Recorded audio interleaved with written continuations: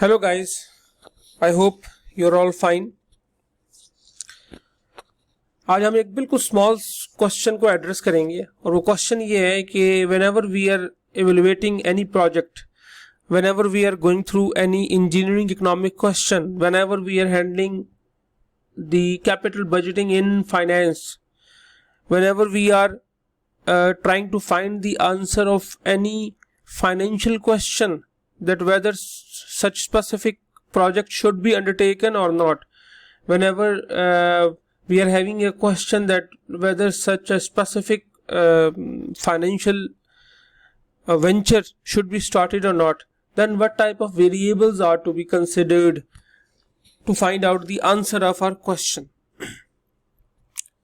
So our basic question is, what are the basic variables needed to be constructed while analyzing feasibility of any project in engineering economic analysis, project evaluation, capital budgeting analysis? There are various names used for this thing, and the answer is the very first.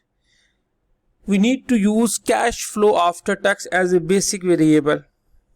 Whenever we are going to solve a question, whenever we are going to find an answer that whether we should start a new business, whether we should acquire a new plant, whether we should replace our plant, etc., etc., then the decision of these questions are based on the basic variable, and that basic variable is cash flow after tax. Number one. Number two, whenever we are going to solve such questions, we need to take care of only and only incremental cash flows. Means we do not need to go into the actual cash flows rather than incremental cash flows. Okay. And the third very important point is, we should always ignore sunk cost. These are the three very basic questions or very basic answers. Okay. We need to use always cash flow after tax. We need to use incremental cash flows, and we need to always ignore sunk cost. Why it is so? Let's discuss.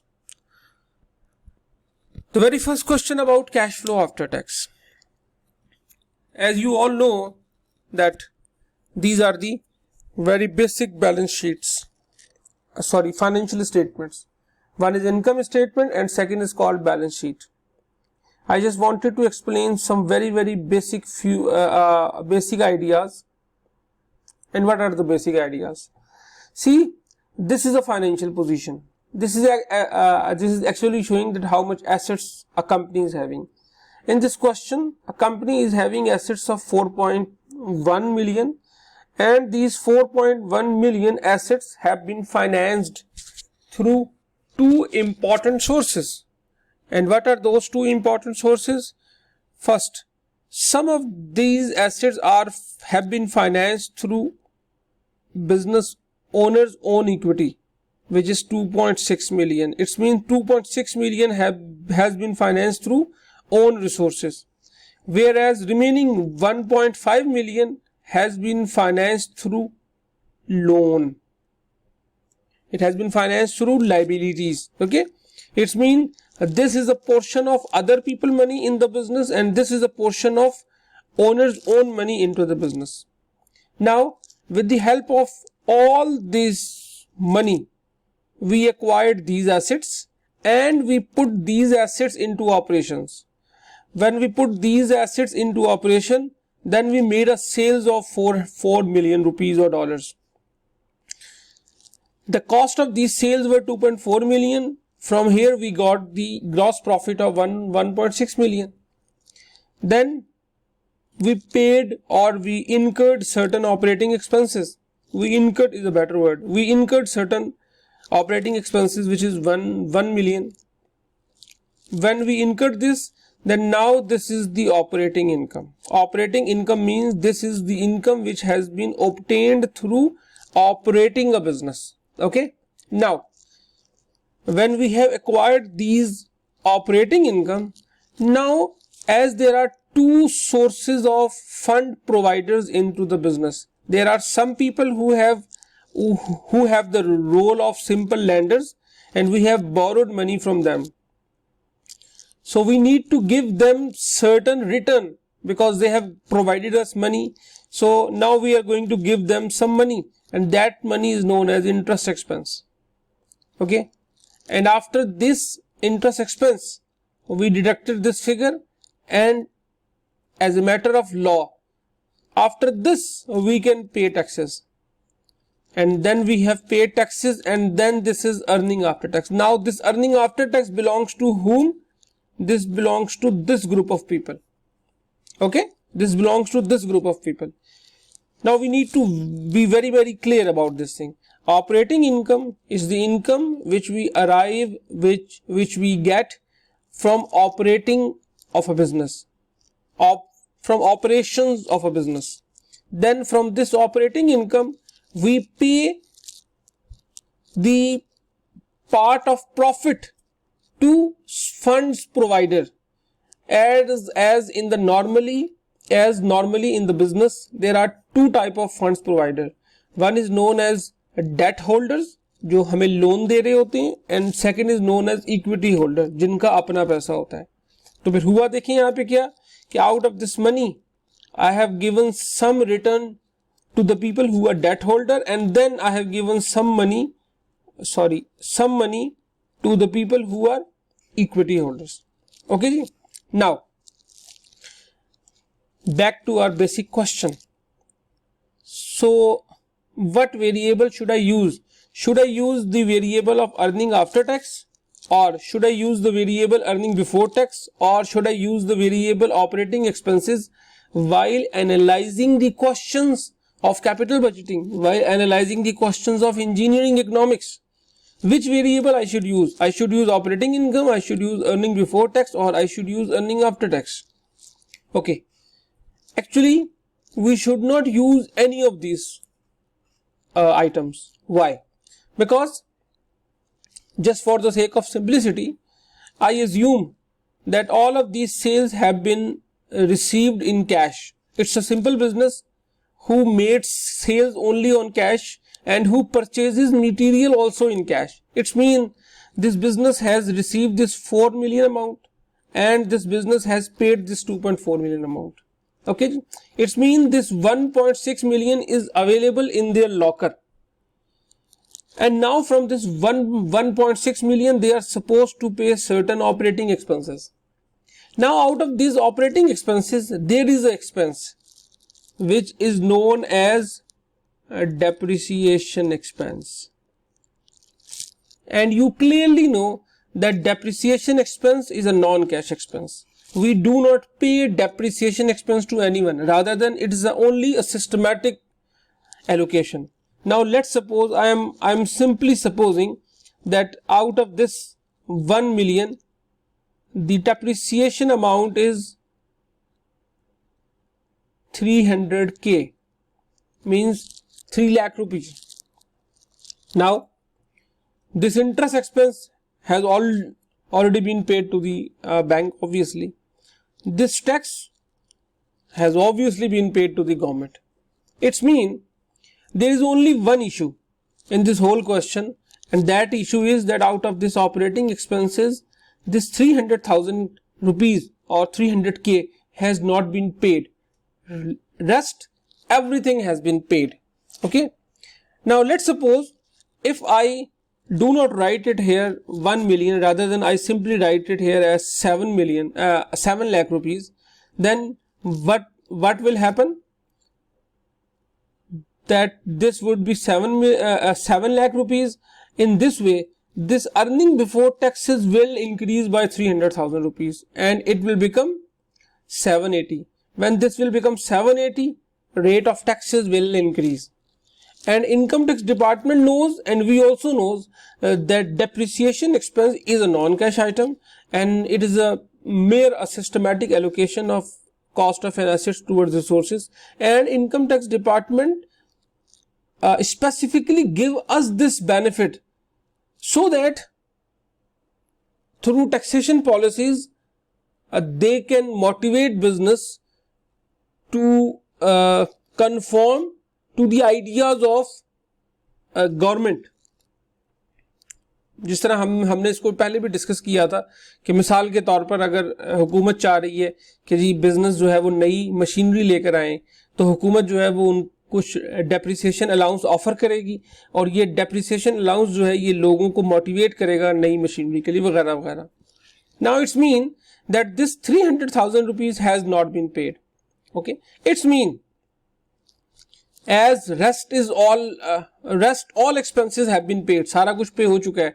इसका मतलब है इस शख्स के गले में इस वक्त कितने पैसे पड़े होंगे इसके लॉकर में.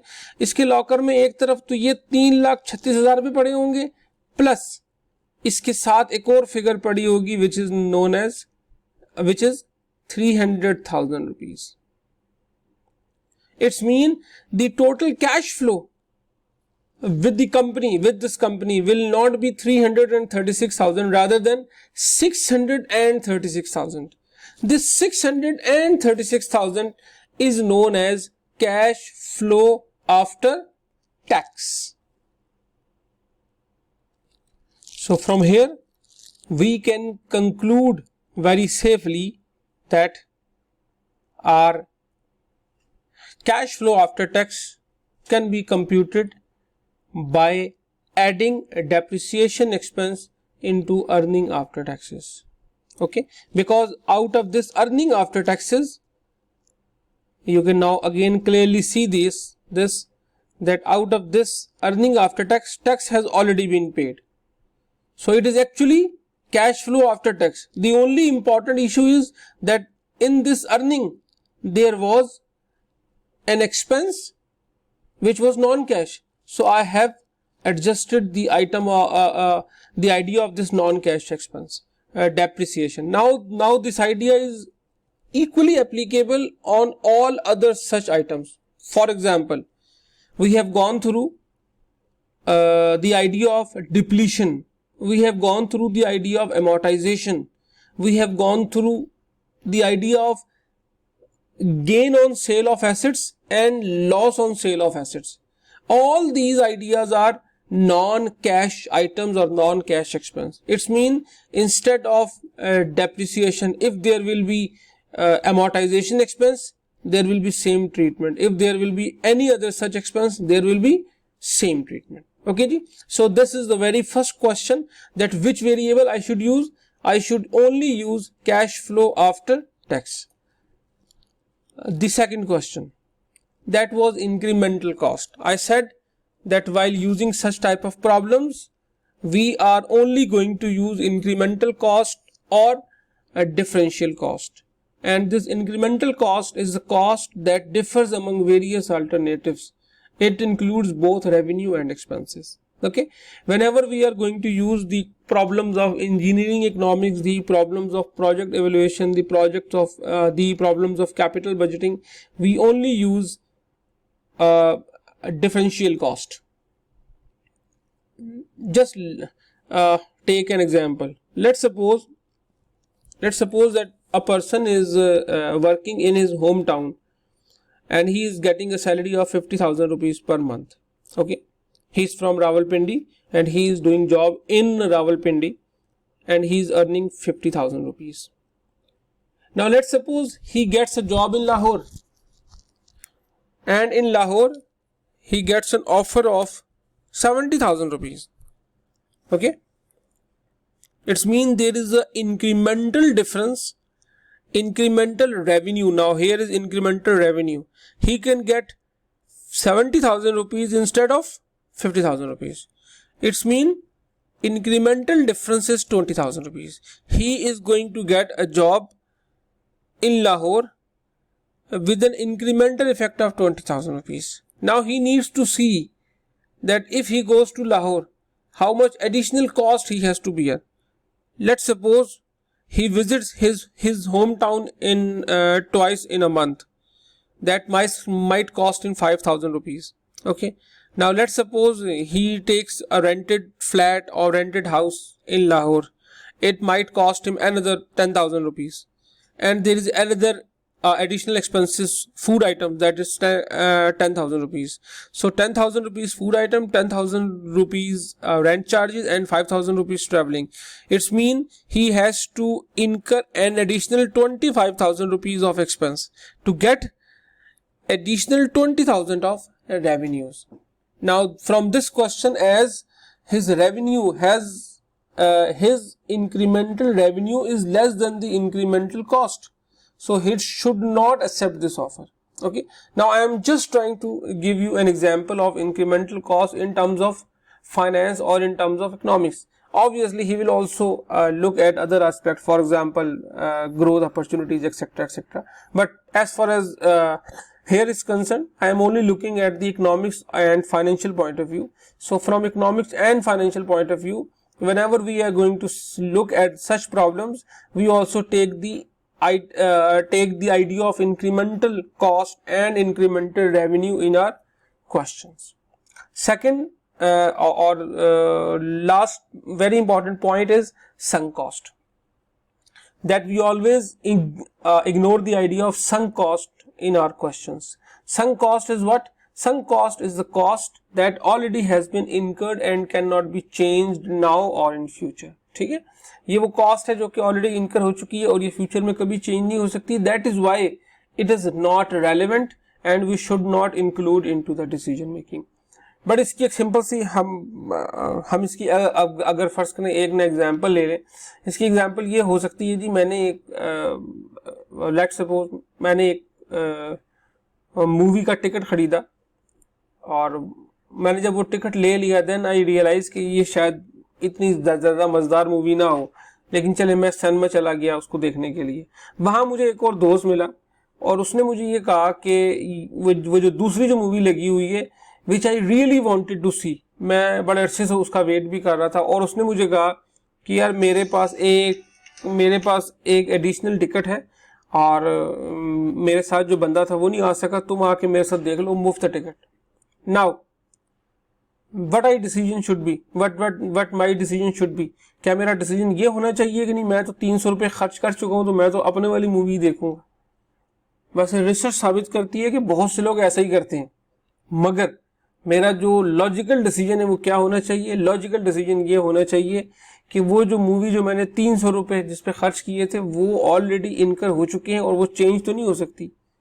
तो मेरा जो बेनिफिट है वो इसमें एग्जिस्ट करता है कि मैं उस फ्री वाली मूवी देख लूँ, क्योंकि that's the movie which I really wanted to see. Okay, so that is the idea of sunk cost. और sunk cost के बारे में रिसर्च ये बताती है कि sunk cost जितना खूबसूरत आइडिया है, लोग नॉर्मली sunk cost को गलत तरीके से ही इस्तेमाल करते हैं और नॉर्मली लोग sunk cost को किसी न किसी लिहाज से अपने डिसीजन मेकिंग में शामिल भी कर लिया करते हैं. ठीक है, ऑल्दो थ्योरी हमें यही बताती है कि इसको डिसीजन मेकिंग के